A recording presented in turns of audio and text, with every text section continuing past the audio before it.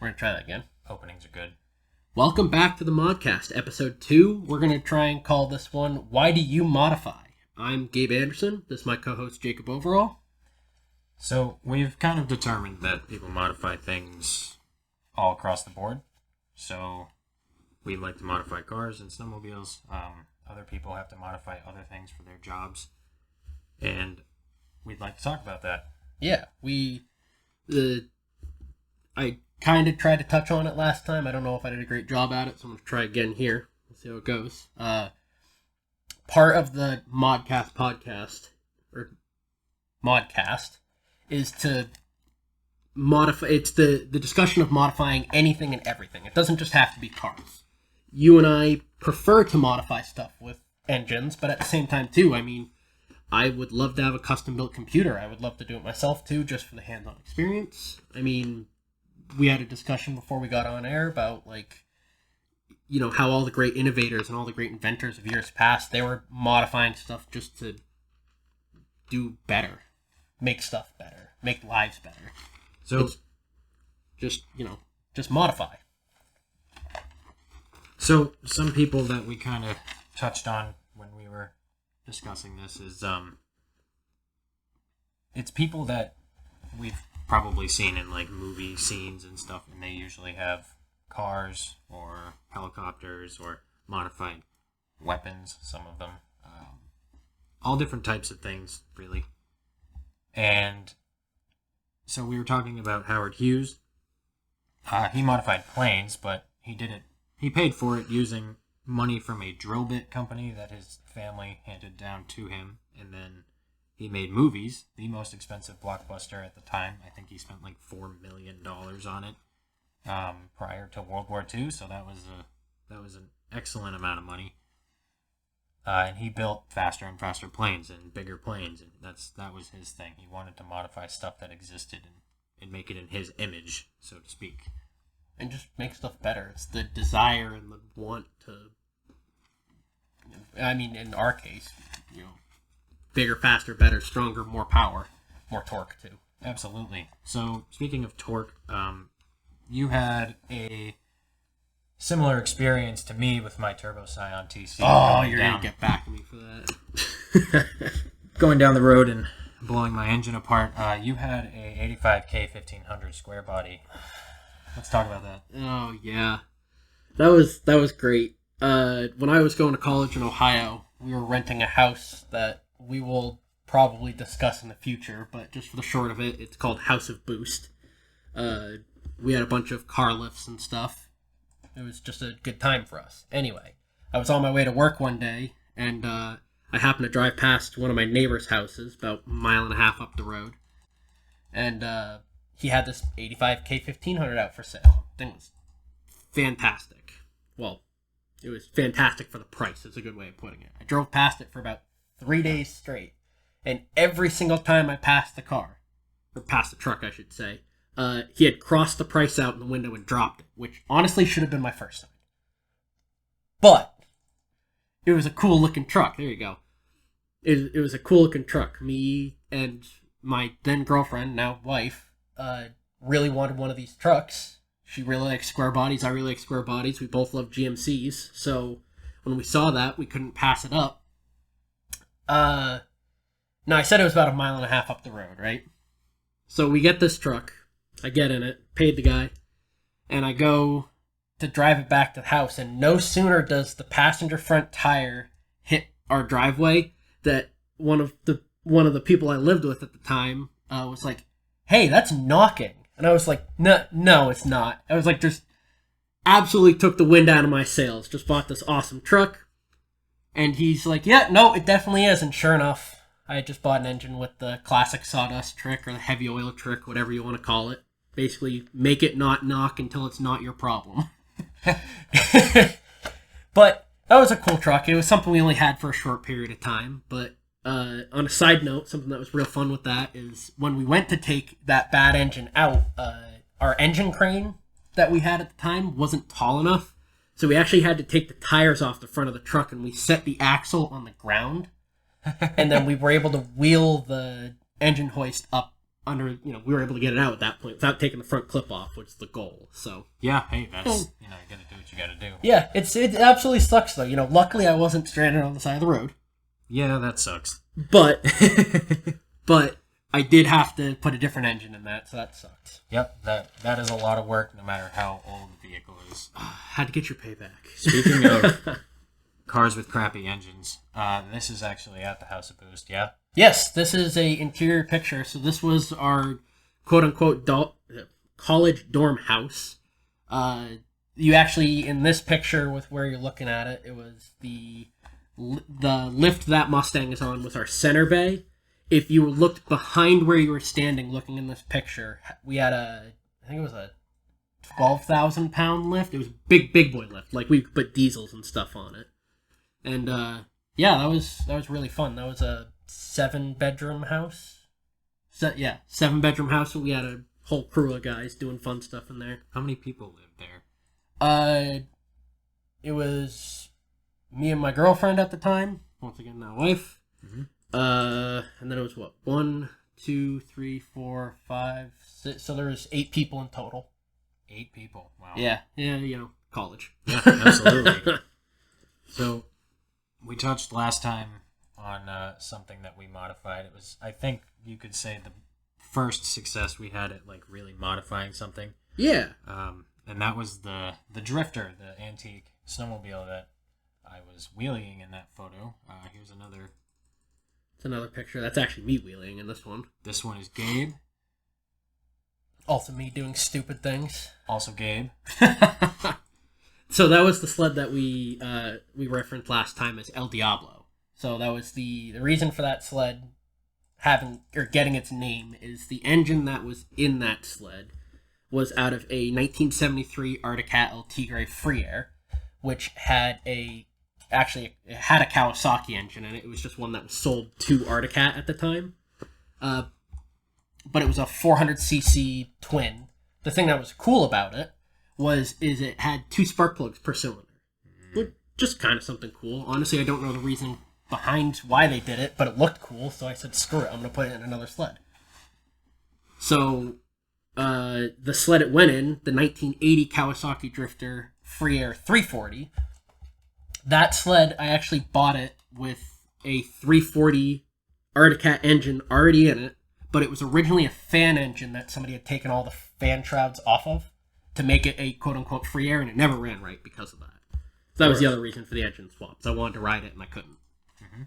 Makes sense to me. Yeah, but then it really became what it became the night that you came over and it got the name El Diablo was... that was a good picture, that one. Which we had to cut all of that stuff out to make the new engine. You remember taking way bigger a Sawzall to that hood and just feeling so bad, but at the same time just saying screw it. It hurt, and none of the cuts were straight. No, man, I could go back and smack myself. However, the result I think was worth it. Oh, absolutely. It got El Diablo because remember we went to start it, and then it just absolutely wheelied away from us, and we're like, that thing's possessed. So it might have been a good idea for us to adjust the throttle when we reinstalled the carburetors. Everything else fits so well. I could totally understand why we're like, drop the cables in, call it good. Yeah, the throttle cables in, call it good. Let's just start it up, Yeah. Again, tether is very important. There was one time we didn't have the tether on, and you said something to the effect of, I'll just take a video and then we'll screenshot some stuff for a cool profile picture. And then you went to go jump it off the snowbank down on the bottom of the property. Not long after this, no tether, and it ran away on you because the landing wasn't so favorable. No, but it made a great profile picture at the time. It did, and I made it to the sled before it hit anything to shut it off. Fantastic. So kind of to round it back, so we say, why do you modify? Why do I modify? I modify stuff, or really, I mean, we both did modify that one. I said a lot to that. You and I both did a ton to that sled growing up. Of course. But so why do you modify? Some people modify to make improvements on stuff. In my case, or in our case on this, you modify stuff because you have to. You go buy a truck that, you think has a good engine. All of a sudden it doesn't. You got to put an engine in it. Even though you're fixing it, you're still modifying it at that point in time. You have to change it from the way you got it. Absolutely. Your dad had a Charger that required some modification to fix it, didn't it? Yes. So my dad has a 1966. So his is 66 actually. Yes. Which there's Off by a year. My bad. There's not a big difference between them. Patrick could tell you though. Yes, Patrick absolutely would. Which he actually has the 67. So that's a good comparison. Very minute differences between the 66s and 67s. Really, it's like marker lights and a couple interior things, I think. The hardcore Mopar purist will absolutely tell you or tell me how wrong I was in that statement, but that's fine. That's what we're here for. Tell us what's wrong. Yes. But so that car was a Southern car. It originally was out of Texas, I believe. When we purchased it, it came out of Kentucky. And it was pretty much a rust-free car. I mean, it did still sit outside, so it wasn't the perfect condition. It's got a little bit of rust. The worst spot was in the trunk. The trunk pan was rotted out in one spot, so my dad at the time, he basically was like, hey, I want the trunk floor and my Charger fixed, so if you want to do it, here's a flux core welder, here's the pan, go figure it out. So I did. I just cut out the old one, kind of did my best to mock up the new one, and then just went to town welding it. And I think, those pictures never come through? I don't think so. Nice. Well, anyway, that being said, so a lot of people that, like I stated earlier, that we saw that were innovators, I mentioned movies, that basically moved technology along.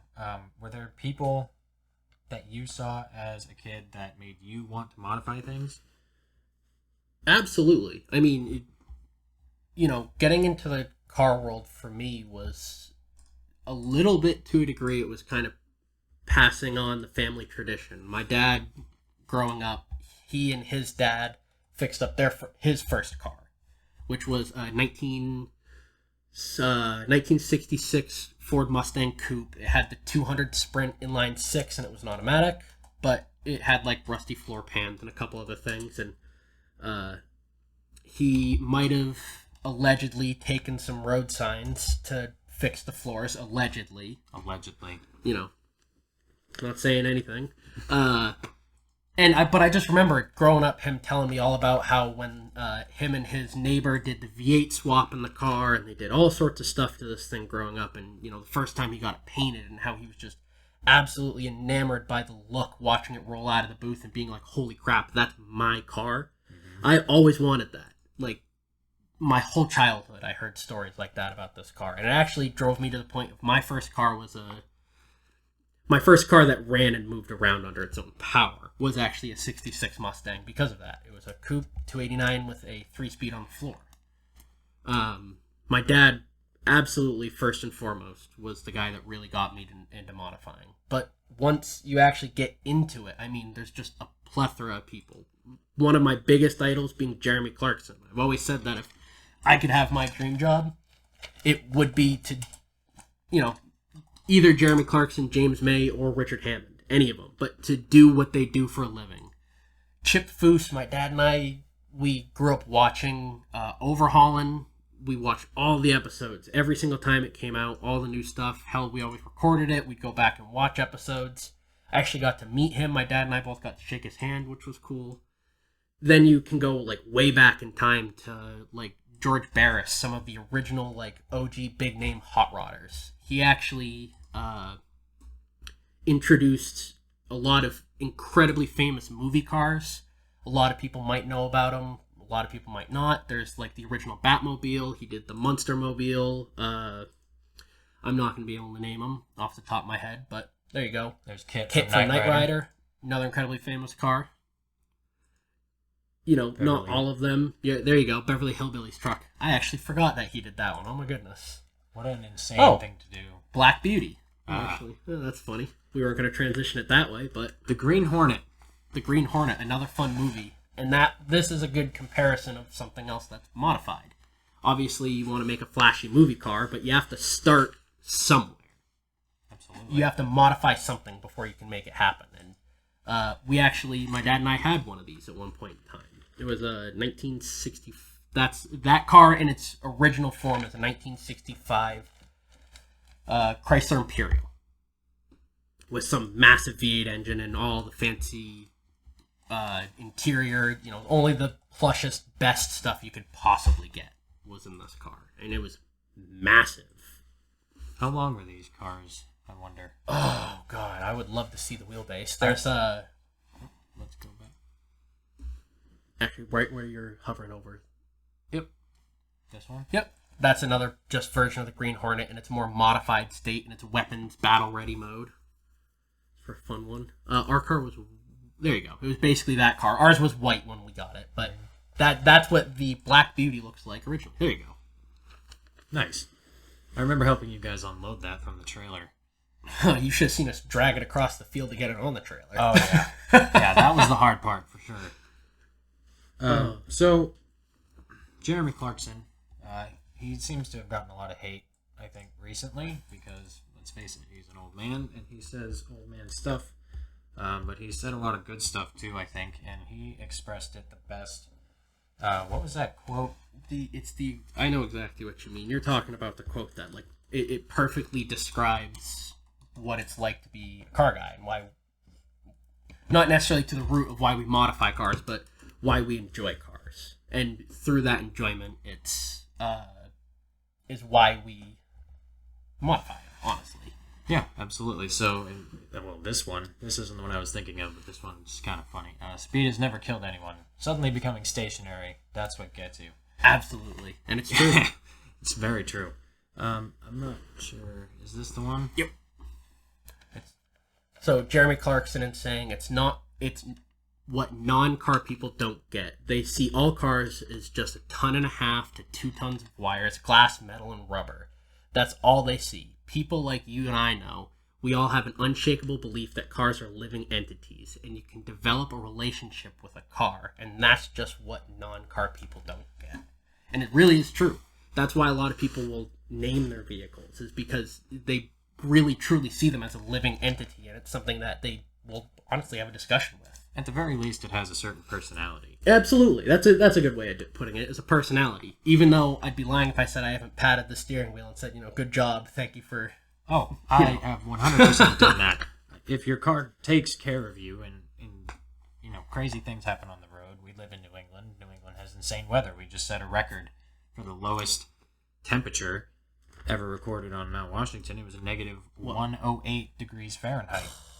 Wasn't that... It was something like negative 42 normal, and 38. Then whatever the wind gust... Yeah, it was negative 38, and then the wind gust brought it down to negative 100. Oh, my goodness. Here's a fun fact, too. The wind at the time was only at about half of its maximum ever recorded speed on Mount Washington. So There's still room for it to get colder up there. That's insane. Hey, that's the Arctic. When it starts pushing its air around, it gets pretty aggressive. Yeah. So... just in another modifying realm of things, especially because we've heard from me a lot, there's one thing that you and I were also talking about earlier that I do really want to get to, and that's the reduction and the minimalization or reduction really is the correct word, of internal combustion engines in F1. So this is a thing that has become an issue for a lot of people online about Formula One. My whole stance on it is, they've got Formula E. I really don't see a reason for them to be pushing for electrification in Formula One. I know they're trying to go zero emissions, but if that just means that they're basically putting a generator on board for the electric system, I'm not on board with Formula One anymore. Formula One's heydays were with the V10 era. Everybody, including the drivers and some of the staff, it's V10s. They want the V10s back, and I understand the whole carbon neutral thing. It makes sense from a PR perspective, especially these days, but ultimately, Formula One was always the cutting edge of technology, with a very small, light car and an engine that's way too big for it, and making it stay on the track. Just absolutely glue it down. Mm-hmm. I think you should be able to modify them more than they're allowed to, but... Well, they have a lot of rules in place, and a lot of those rules are put in place in the name of fairness, which I can understand to a degree, but at the same time, they're building race cars. It is a competition of engineering and who has the best driver and the best run team. It's not just, is your car fast?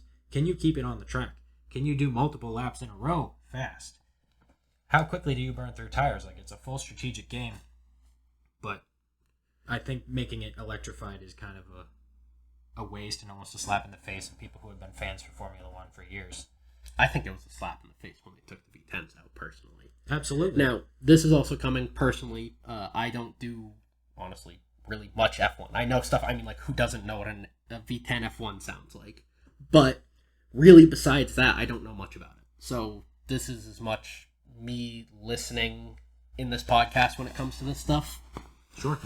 As it is also the podcast itself. Well, right now, things that are going on in Formula One is my personal favorite team. Red Bull has announced that they will be co-developing an engine with Ford in-house that they can use.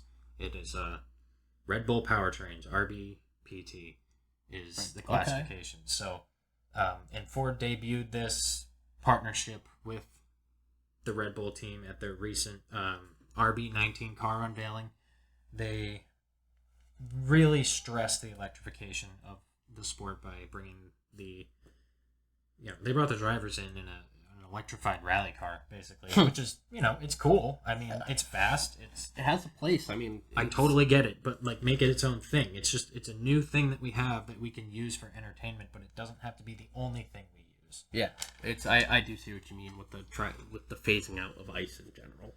It's just one of those things of it hurts to see, that's for sure. Motorsports were born with the internal combustion engine. When the mechanics came back from the war, they had car engines that were really stuffy and not very good at the combustion cycle, and they made them quite a bit better at it and put them in cars that weighed very little. And they did it with trial and error. I mean, we're looking at this George Barris like hot rod. Like, this was the thing but I mean, of the day. Like, that was a car. Like, the people would drive, not to that extreme, but I mean, cars similar to that. Sure. I mean, hell, even to this day.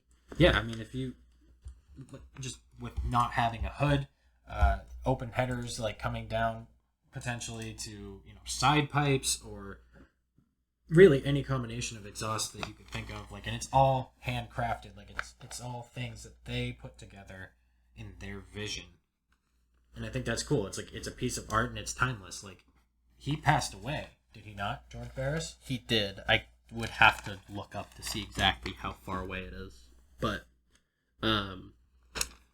it's one of those things too, kind of touching on the old school hot rod mentality. They would take those really tiny little light cars, and they did a lot of they did just how fast can we make this go, which is that's my favorite driver behind, like, driving force behind building cars and doing stuff, is that I just like power, speed, which is awesome. But the Bonneville Salt Flats is where or Salt Flats in general, is where a lot of these hot rodders, or early hot rodders, went to showcase how fast these. I mean, they were death traps at that point. Of course they were. They couldn't hit the speeds we hit now when they originally started doing it, but it's to see the innovation that they did to just go, faster, more power, make it lighter, make it more aerodynamic. It's the innovation behind it is insane. It's what drives everything forward. So to take away an avenue for that to be done, especially something as small as a car where you can learn a lot of basic fundamentals about engineering, there you go. It doesn't make a lot of sense to me to make everything all electric. This is the streamliners and stuff. Yeah, those are basically rockets with wheels. Yeah, there you go. I mean, look at that one. 503.332 mile an hour. Yeah. Got some gnarly motorcycles too. Oh yeah, those guys are psychotic. I want to do it so bad, but man, they're psychotic. Yeah, that's a lot. One of these all right things. Though. There's a place for everyone. A good thing for you guys to watch if you're interested in any salt flat or land speed racing is on Motor Trend on Demand. David Freiberger of Roadkill actually did a salt flat documentary. I believe it's called the 200 Mile an Hour Club. Okay. And it is absolutely highly worth the watch. It got me really, really into land speed, specifically on the salt flats. That's awesome. Yeah, just a good watch. I don't want to really give too much away on it, but it's the 200 Mile an Hour Club, if that gives you an idea. Perfect. So we mentioned the V10 era of Formula One. I wanted to note that some of the coolest cars ever produced were one produced by Yamaha and Toyota, and then another produced by Dodge. Yes, the Viper. The Dodge Viper. The Dodge Viper. Dun, which dun, is dun. So that one is a 8. Oh boy, I'm gonna get this wrong. It's either an 8.2 or it's an 8.4 liter. There you go, 8.4 liter V10, and I believe is that the 5th generation Viper, if I remember correctly. I am not sure on generations, but it is the Viper ACR. It is that's the most up to date current version of it, which actually it's discontinued at this point in time. But that was the last generation you could purchase of that car. That's like a base model one, but the ACR, which I think you were just telling me, isn't now the ACR is basically built to dethrone the LFA. Yeah, so they kind of played tug of war with the Nürburgring record. That was the whole thing. So Yamaha built a engine from the ground up for Toyota for this. They tuned the exhaust because Yamaha is a piano company. They've been very heavily involved in the production and creation of instruments. So to them, the approach they take to creating an engine is building an instrument. I respect that very immensely, actually. Made a 5.4 liter V10 in the Lexus LFA, which some have said is the best exhaust note known to man. However, if you want to win on the racetrack, namely the Nürburgring, you take a Viper ACR. Yeah. There's no replacement for displacement at the end of the day. They decided, screw everybody else, we're going to use torque to keep us on the track. So they added 2 cylinders to an in-block cam V8 and just went to town. And I mean, let's be honest. Wow, that's such a good-looking car, too. Oh, I mean, yeah. come on. Timeless. America's only supercar. Yep. Unless you want to talk about a modified chassis car. Okay. Where we can talk about a company out of Texas called Hennessy. Oh, Hennessy Performance. So they do, oh boy, the Hennessy Venom. That's right. That is their in-house made supercar as well. Now, it's when you say that the Viper is, and I had to correct myself earlier with this too, but when you say the Viper is the only American-made supercar, it's the only mass-produced American-made supercar. Correct. There are a couple of companies in the States, I couldn't name them all, but Hennessy being one of them with the Venom. And I don't know the specs on that car other than the fact that I know it's blisteringly fast, and once again, look at how good it is.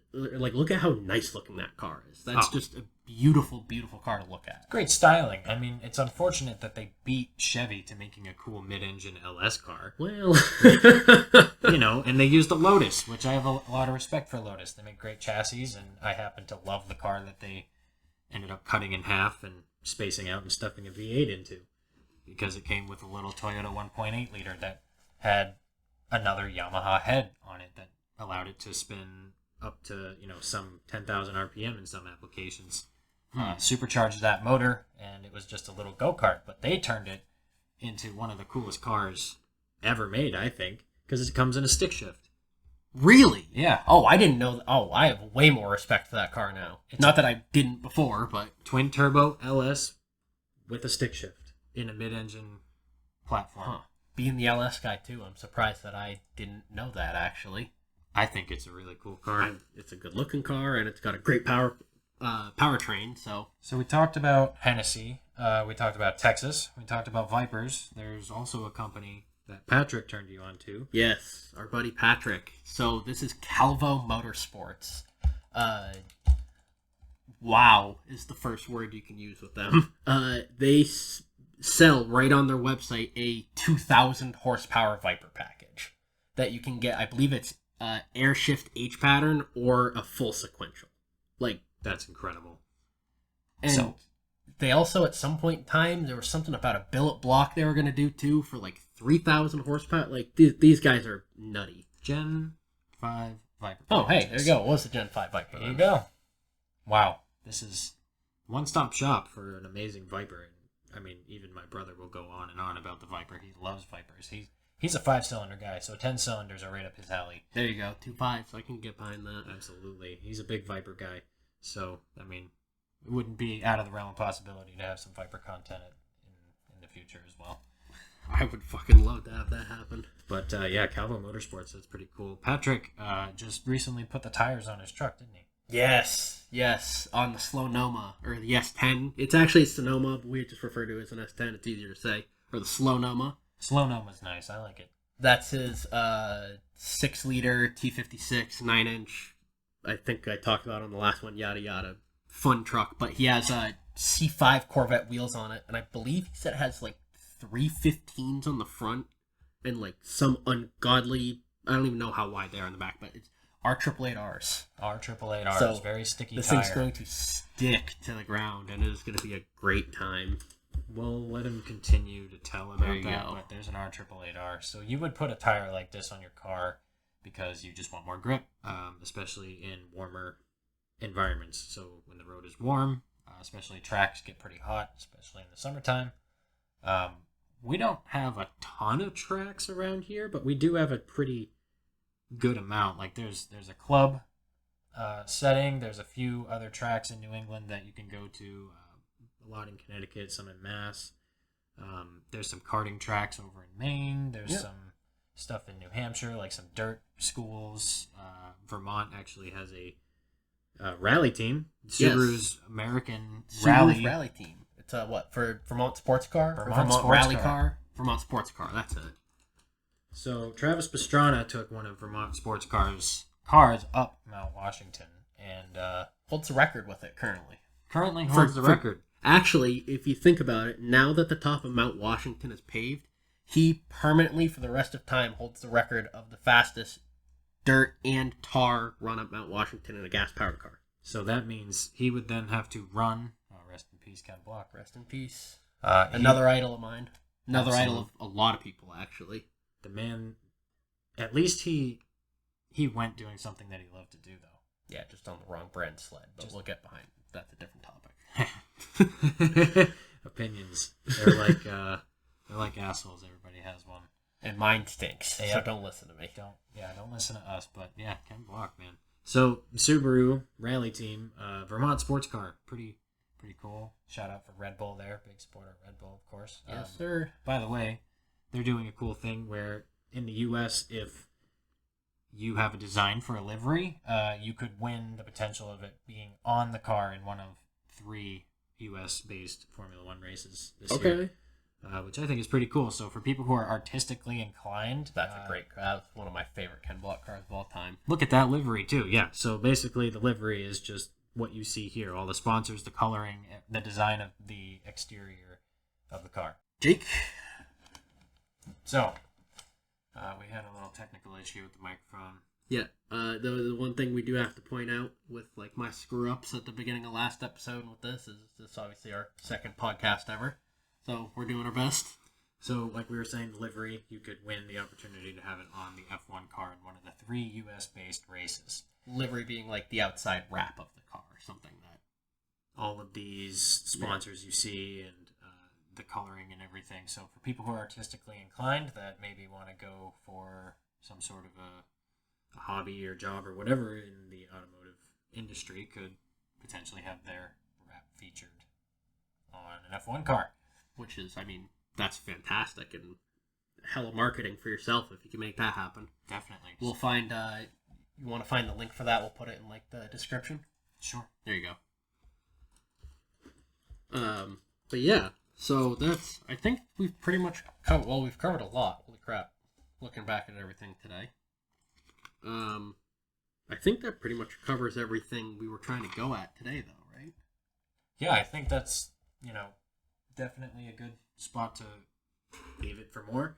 I think we're going to be having Patrick come along and... Yes, he's very interested. I actually have already talked with him. We have a couple other people, too, that we might be able to talk to in the future that you've hooked up. We're trying to make this a thing. So we've got a guy, he goes by the BMW Doctor because he solves problems that BMW dealerships can't. So I think it'd be interesting to hear from him what he thinks about BMW. And I'm excited just to talk to him because for a manufacturer to outsource a problem to an independent person to fix their problem, I mean, that's just another level of smart. I'm excited for that. I am too. I think it'll be an interesting one. Well, but BMW Doctor and a whole bunch of other stuff we rambled about today. Yeah, Ford's back in F1. Ford's back in F1. We talked about why I like to modify stuff. We talked about some V10s. Lots of V10s. Snowmobiles, of course, because you always got to throw a snowmobile in. Of course. Well, that was the Modcast, I think. For the Modcast, I'm Gabe Anderson. I'm Jake Overall. Have a good night.